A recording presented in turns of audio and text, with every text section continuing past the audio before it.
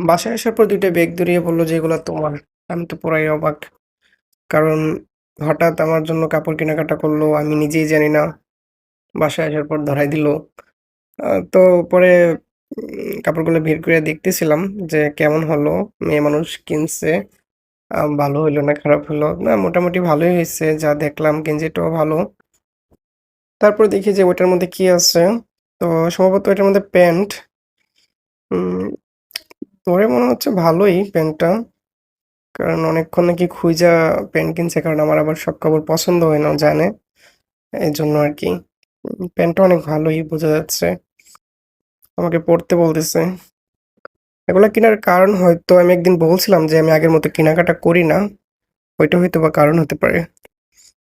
তারপর পড়ার পর এই যে লোক কারণ ও বলতেছিল যে পইড়া দেখবে আরকি। তাই আরকি পড়লাম।